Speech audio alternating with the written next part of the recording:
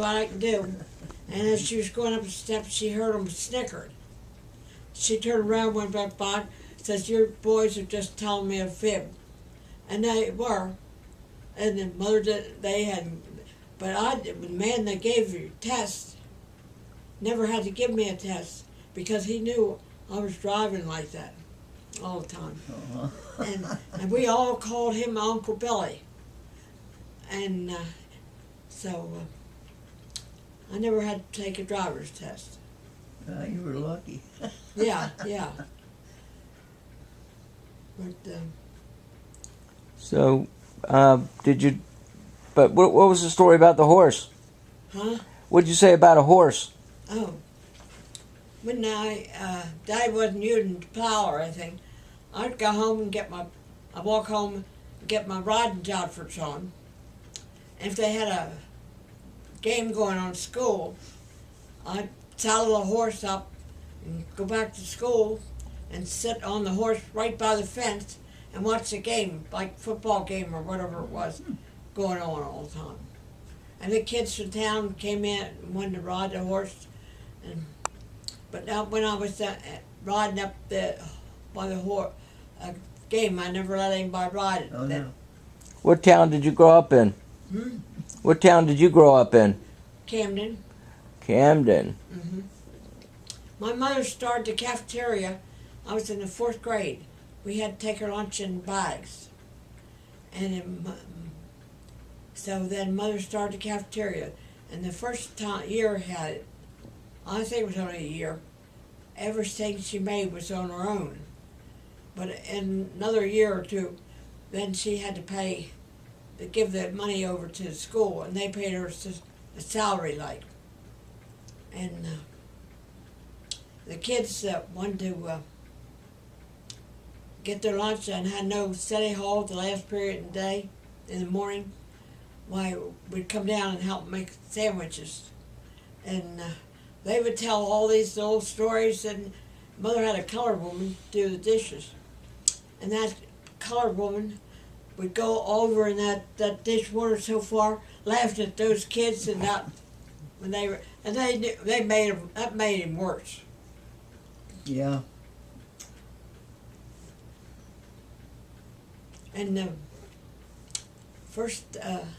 well, not the first time, but after I got my license, at the Wyoming Mill Pond was a place where kids all parked, you know. And I had my license, and I had 2 or 3 girls in the car, and I said, "Let's ride down by Mill Pond and see who's parked here." And so we did, and we knew one car there. Then another car came up. And then another car, you had a splash in the water.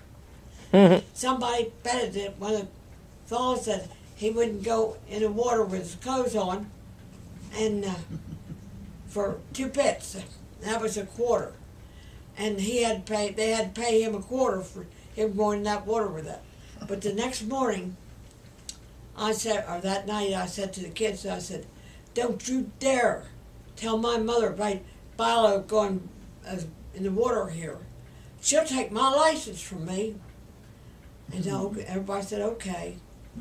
But the next morning when at school, Mother was still in with the money, and the kids were in the back in the room eating their sandwiches, and here comes Mother at the driveway, and goes over like this and says, "Is that way he did that last night? Let me tell you, I've dropped up my teeth because I thought, there goes my license." But Mother never said a word. And I don't know who told her any more than anything. Big mouth. And I was afraid to ask her. But Mother enjoyed that cafeteria. She was there, I was in the 4th grade, and my sister started in the 1st grade. And the year Jane graduated, Mother left the school cafeteria, went to Dover Hospital as dietitian there. Was that back in the 30s? Yeah. She had a And good then job. I don't know how long Mother stayed at Kent General Hospital, but Then she got a job at Philadelphia. It's one of the big hospitals. Wow.